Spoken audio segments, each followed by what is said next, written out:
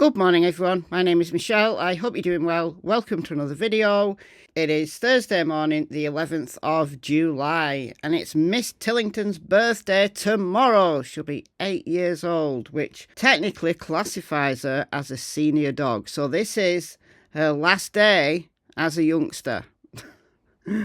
Alright, so we're sticking with the Jay Slater case today, and you know, a lot of people come into my comment section saying, Michelle, you've got no clue. Michelle, you're just single-minded. Michelle, you refuse to consider any other theory of what might have happened to Jay other than he got lost in the mountains and some unfortunate accident befell him. Look, I know I've had quite a lot of new people on my channel, some of whom have subscribed, the majority of whom who haven't. So if you're enjoying the content, please do subscribe. It tells the YouTube algorithm that my channel's worth watching, so it pushes it a little bit more. So for you guys who've been around on my channel a long time, you'll know that I'm not single-minded. I'm open-minded. I consider every possible credible theory. Right, the really wild stuff, what psychics say, I'm not interested in. I'm going to tell you that up front. But any other credible theory, I will explore it. I just think probabilistically, it's more likely, given the facts we know, Jay is lost in the mountains. But it's not the only theory that I've been considering. So, in this video, we're going to look at the possibility that Jay Slater might actually be alive. Let's go.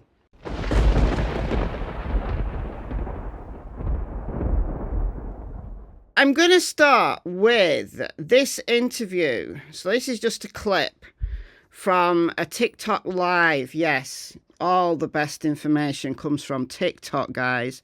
And it's very much hearsay.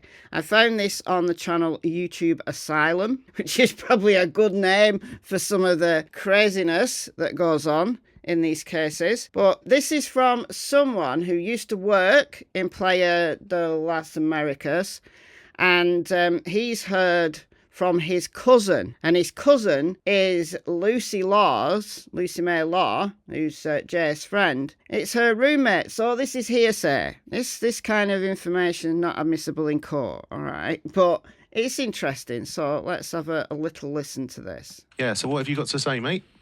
My cousin works in Playa de Americas behind one of the bars, and they work with Lucy's roommate.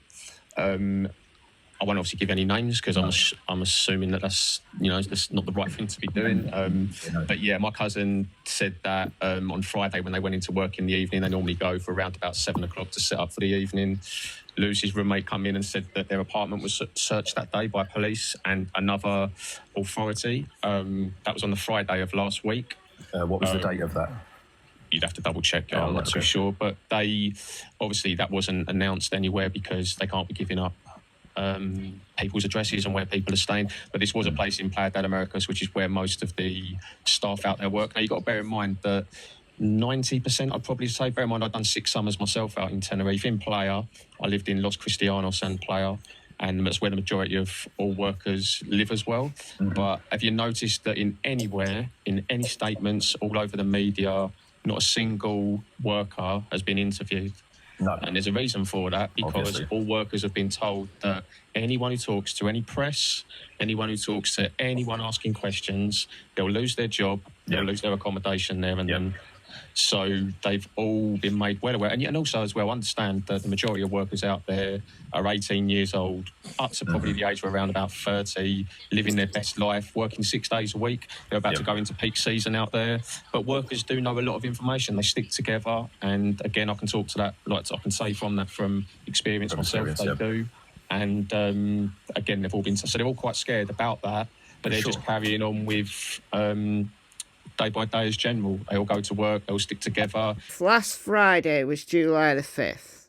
So this is in the same kind of range of time that the Airbnb was looked at by 2 plainclothes investigators who were wearing forensic shoes. Allegedly, according to this person's cousin, an accommodation that Lucy's roommate had was searched. Yeah, it should have been done earlier. You would think that one of the first places that have gone at least to have a look around would have been the Airbnb. But if this is true, and there's absolutely no way that we can verify whether this is true, this is hearsay, this is third-hand information. What's interesting, and something I think I do believe, is that the young people who are working out there have been told not to speak to anybody. Now, this guy says later in this little interview that it also includes the police. Bar owners have just said, don't talk to anybody. You don't know a thing. Nothing.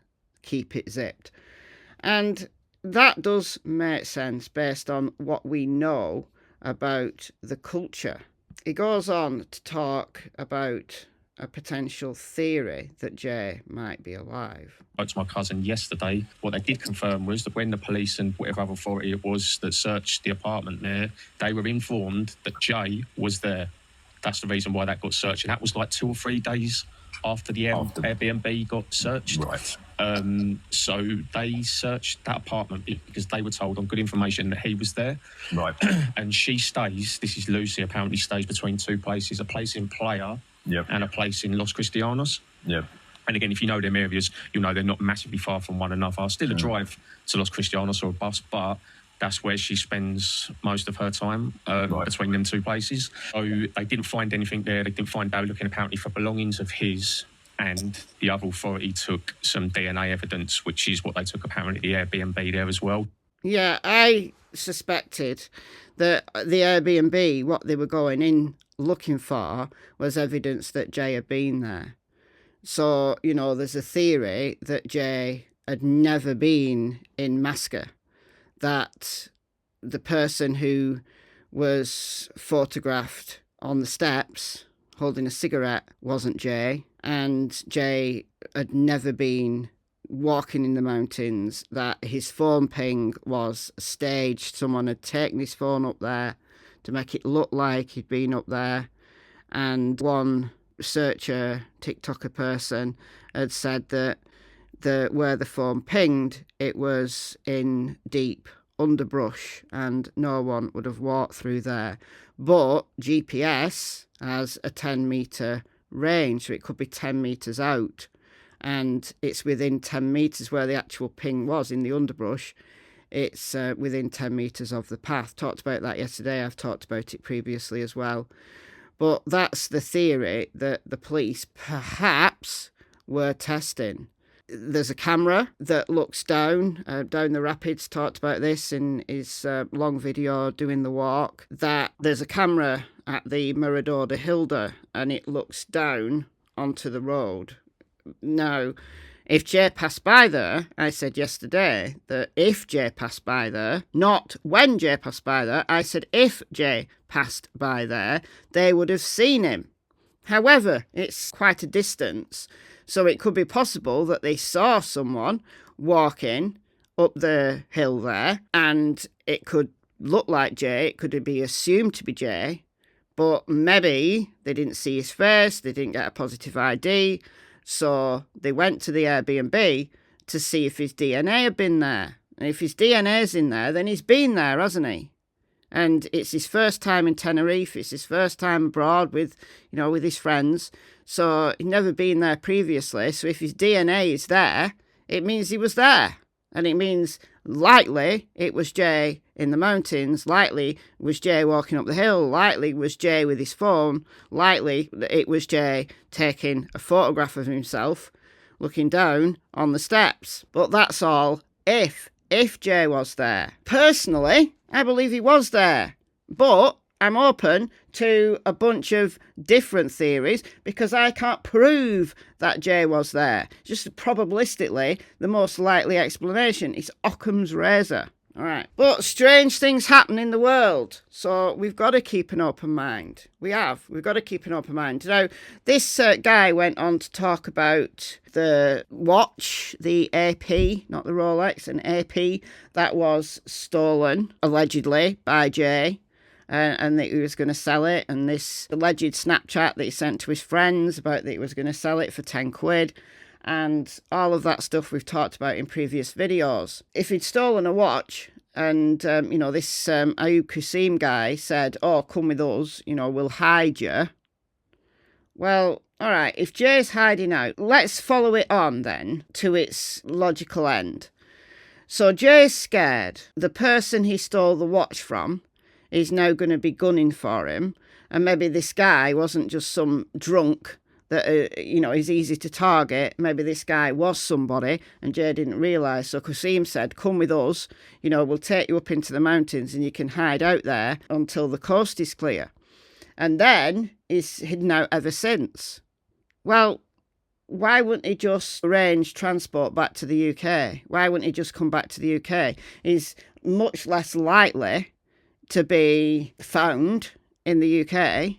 Like, is this guy whose watch was stolen, is he going to follow Jay to the UK? It'd be easier to hide in the UK, wouldn't it, than it would be in Tenerife, where everybody's looking for him. I don't know. That just seems like logic to me. Now, the other theory that the police might have considered is the possibility that Jay's been kidnapped.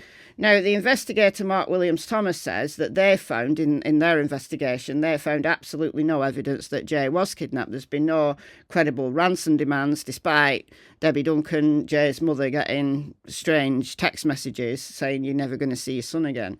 There's been no credible information that Jay's actually been kidnapped. So, if Jay's hiding out, and I hope he is. I really hope he is, because it means he's alive and not dead at the bottom of a ravine. But if he is hiding out, it's not a kidnap scenario. Why would he go and stay at Lucy's roommate's apartment in the very place where the guy whose watch it was would have been looking for him?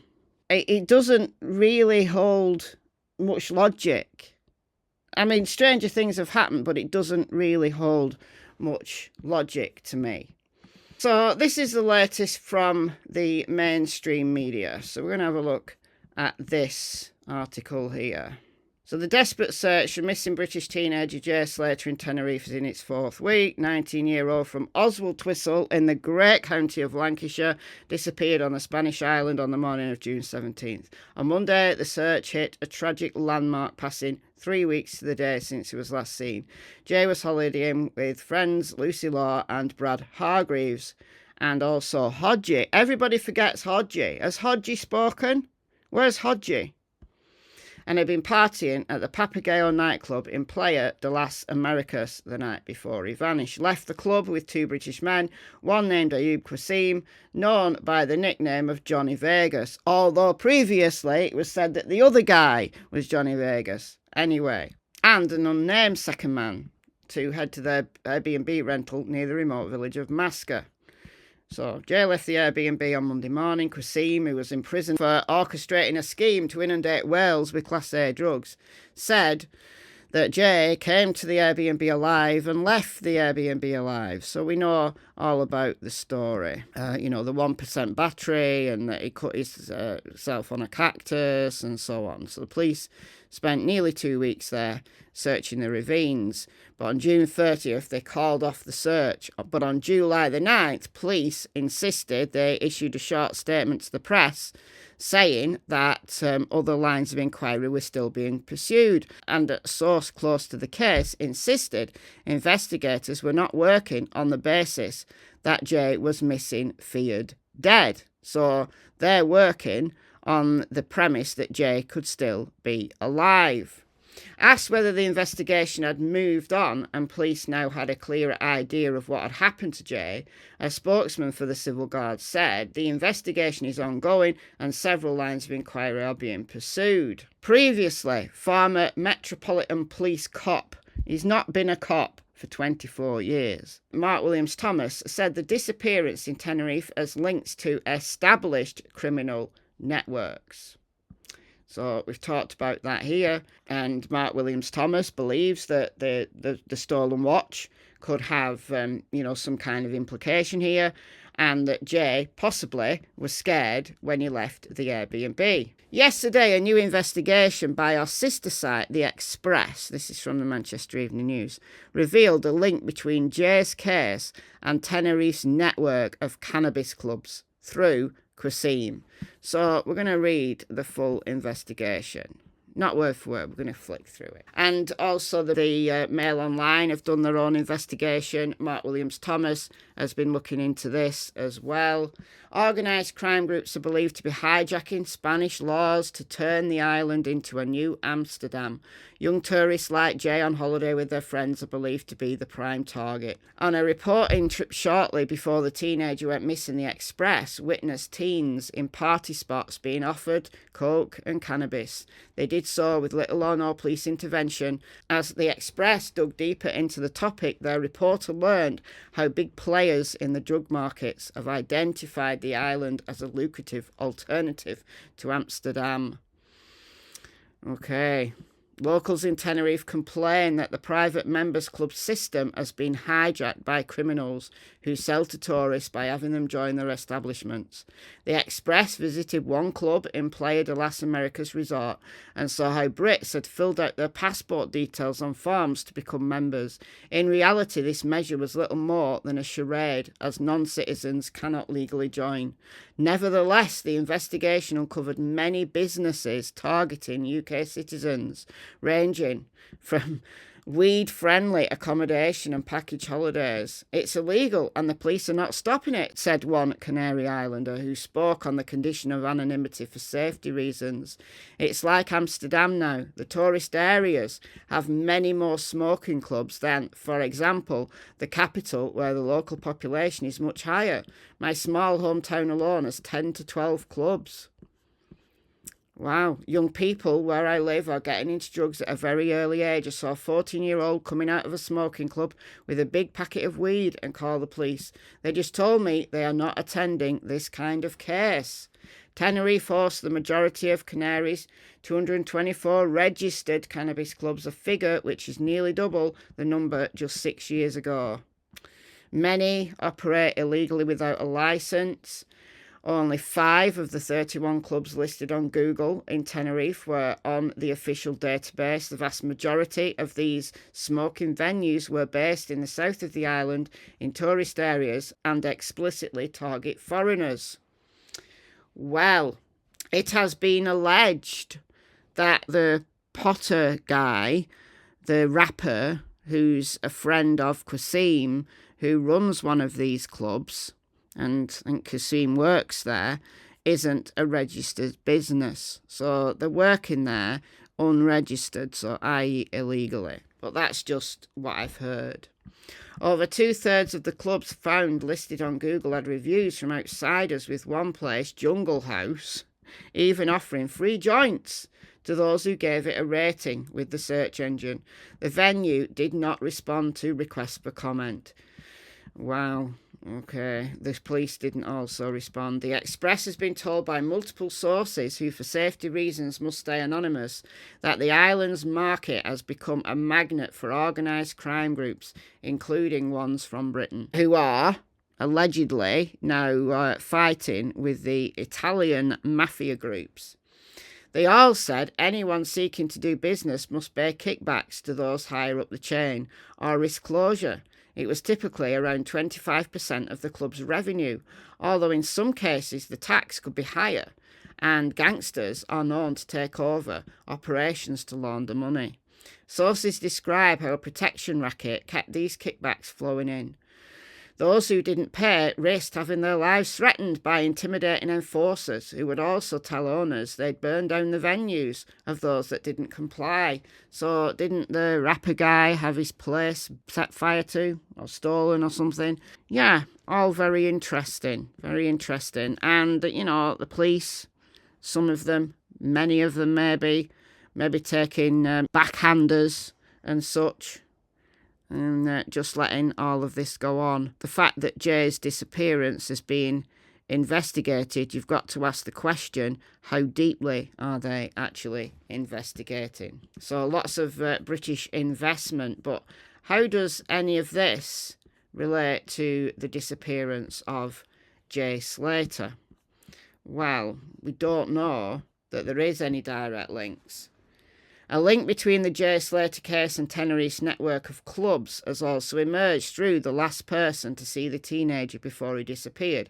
Ayub Qasim, 31, was one of the two men who invited the 19-year-old back to an Airbnb rental property in Masca. Qasim is reportedly friends with Jamal Bouspa, a British rapper known as Potter Paper, who also owns a club on the island called Potter's Garden, which, again, allegedly is not registered. There's been reports that Qasim was in Tenerife to run Bouspa's business. The Sun claimed it had been told by a source that once Potter's opened up the cafe in Tenerife, he decided that Ayub was the guy to run it. They added, Ayub is one of Potter's main guys. They go way back. They were friends back in London. However, after being deemed of no relevance to their missing person investigation by Spanish police, Qasim returned to London, where he was tracked down by the Daily Mail. So we don't know that there's any direct relevance between Jay's disappearance and this network, this violent crime network. I think indirectly there is. Indirectly, I believe Jay realised he was in above his head. Maybe he stole this watch. He's got himself into a great deal of trouble. He's now very nervous and he left. He was nervous and maybe he thought that guys would turn up there. Maybe he thought that he needed to get back to his accommodation and get back to safety.